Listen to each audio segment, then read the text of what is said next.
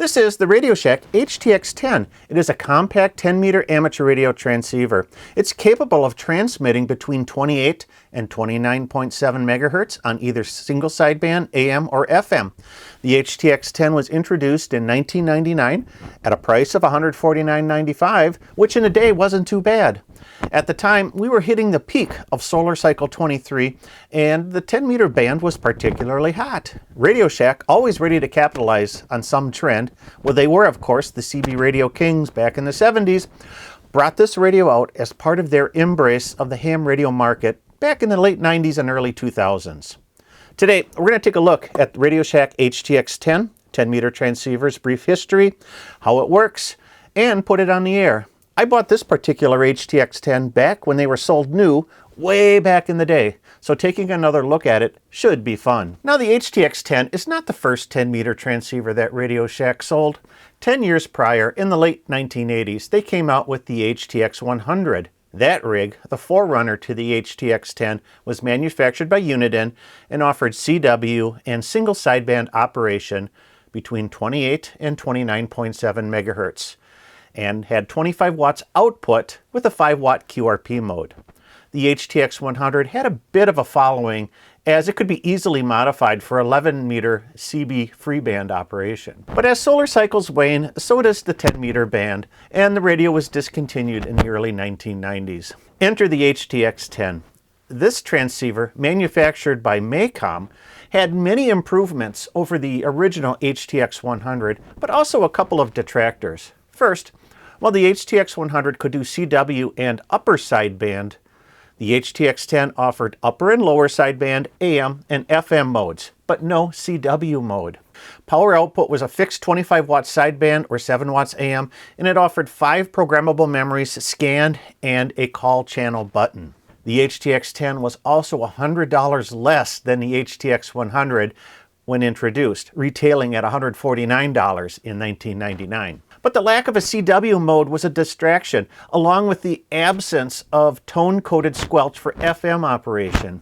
The HTX-10 can do 10-meter FM simplex and repeater operation, but the lack of CTCSS or tone-coded squelch made many of the repeaters off-limits, as very few of them were still carrier access. The other big issue some had with the HTX-10 was that at the time it was very difficult, if not impossible, to modify for operation outside the amateur band. In order to get FCC type acceptance, Radio Shack had effectively locked the radio down as best they could. I've seen some instructions that claim that opening up the rig is possible, but I can't verify their effectiveness. Nonetheless, the HTX-10 was popular when it was introduced, and the $149 price tag drove quite a few sales the year it was introduced. But I believe as time went on, Radio Shack's other financial issues killed the transceiver. In the early 2000s, Radio Shack's high overhead store locations and dwindling margins in computer and personal electronics tanked the company. And I recall by 2004 seeing the HTX-10 on final clearance in stores for as low as $49.99. I bought this particular HTX-10 about 2001. I think at that time I had already had a serviceable HF rig in the shack. So my main goal or use of this radio was mobile operation, and I had it mobile in the car for a couple of years with a ham stick style antenna on the trunk of the car. Didn't work too bad. It's by that time the 10-meter band was sort of on the way down again as the solar cycle was closing up, but still got a few contacts out of it back in the day, and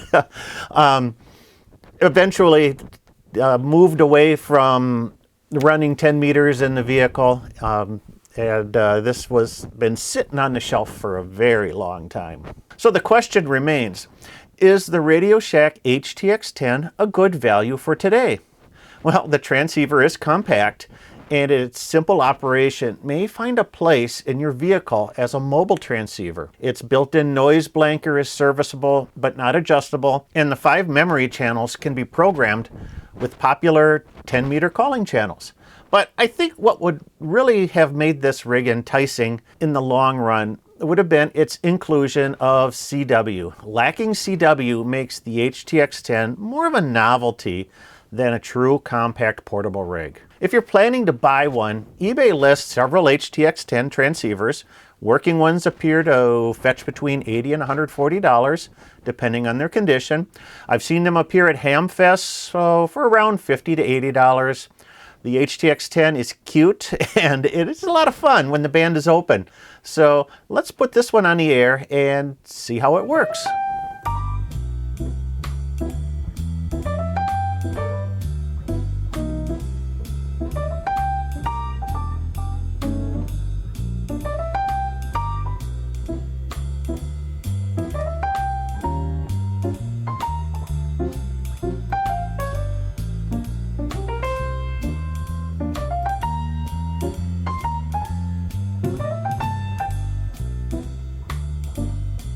I'm out here at the Plover River segment of the Ice Age National Scenic Trail in the Plover River Fishery and Wildlife Area.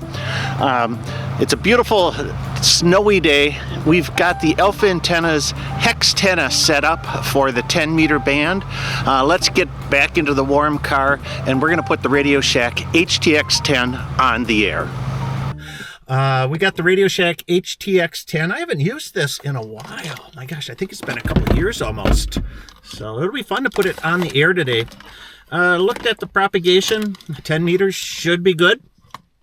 At least it was. SFI is like well over 200, like 220, which is a really nice sign. Although the A is like in 20-something, so it's, but the K is relatively low. Got the UHF Antennas HTX-10 set up for 10 meters, dipole 10 meters. It's only about 5 feet off the ground, which isn't too bad. Good enough for this thing. Okay, let's turn it on. Hey! We want to get down to the technician portion of the band. That's between 28.3, 28.5. Go, go, go, go, go. Okay. I'm not set to FM, so I gotta change my mode. AM, upper sideband, there we go. CQ, Parks on the air. CQ, Parks on the air. KB9VBR, Kilo Bravo Niner Victor Bravo Romeo, calling CQ for Parks on the air. Victor Kilo 2, India Zulu. Victor Kilo 2, India Zulu calling. Victor Kilo 2, India Zulu. Good day. You're coming in a beautiful 5-3 here into Wisconsin. Park number US 10054. Back to you. QSL, good morning again. Good morning from Australia.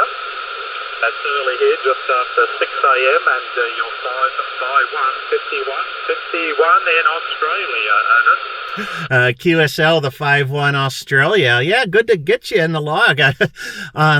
10 meters has been good. I pulled out an old Radio Shack 10-meter transceiver I had on the shelf for like 20-some years. Put it on the air today, so great for you to be my first contact this afternoon. Yes, fantastic. Congratulations, and thank you for the activation. The bands are in pretty good shape. I'm hearing the United States of America very clearly on 15 metres, 12 metres and 10 metres at the moment. So hopefully I can get a few more parks in the bag, Evan. Good deal, good deal. Yeah, it's I'm surprised. Yeah, conditions are good, so you should be able to do very well today. Thank you very much. Always nice to catch up. 73 from down under. You too. You have a great day, 7-3. This is Kilo Bravo Niner Victor Bravo Romeo. Parks on the air. QRZ. Park to park. Hey, the park to park. Alrighty, park to park. Heads up, 3 parks. Call sign Kilo 3 Victor Golf K3VG. And your parks are US 4391, Park US 4566, and Park US 4578 Nevada, and you are a strong 5 and 9 QSL. All right, Kilo 3 Victor Kilo, thanks for the 4391, 4566, and 4578. Yeah, you're coming in a beautiful 5-7 here, Wisconsin. I got 2 parks for you. US 10054 and US 4238. Back to you. Could you repeat that second park, please? Roger that. Second park is US 4238. 4238. Copy 4238. Alrighty, and the call, I'm going to make sure it sounded like you gave me my call back incorrectly. The call is K3VG, Victor Golf. Kilo 3 Victor Golf. Thanks for the correction. Yep, I got you in the log now. Roger that, sir. Hey, you have a wonderful day. Have a great activation out there. And hey, we'll hopefully catch you on some other bands as we move along. Roger that. Hey, thanks for the parks. You too. You have a great activation. 7-3. Kilo Bravo 9 Victor Bravo Romeo, parks on the air. Here's it. Kilo Charlie 1, Victor Lima Hotel. Kilo Charlie 1, was it Victor something hotel? Kilo Charlie 1, Victor Lima Hotel. There we go. Kilo Charlie 1 Victor Lima Hotel. Big 5-9 into Wisconsin. US 10054. Back to you. Roger, roger. Copy 5-9. I have your 5-9 here in the state of Maine. Hey, thanks a lot from Maine today. Pleasure. You have a great day, and 7-3. 73 to you. Thanks for activation. Yeah, you too. Take it easy. Kilo Bravo 9 Victor Bravo Romeo, parks on the air. Here's it. Kilo Echo 6 Charlie Victor Tango. Romeo Sierra. Not bad. So, on the air for about 15 minutes, picked up 14 contacts with the old HTX-10 Radio Shack 10-meter transceiver. Can't complain about that, especially when the first contact out of the gate is Australia. Good signal reports, so 10 meters is active. That's good propagation today. Really like that. Yeah, I'm surprised. It's I haven't used this radio in years, so it was fun to get her hooked up and on the air and throw some power in it, some fire in the wire, and make a few contacts. I might have to pull it out again. So, questions or comments, leave them down below. I'd love to hear what you think about Radio Shack's HTX-10, this vintage 10-meter transceiver. If you like content like this, be sure to like and subscribe. That really helps me with future videos to know what kind of content people are looking for. So that's it for this time. I'm Michael, KB9VBR. Thanks for watching. You have a great day, and 7-3.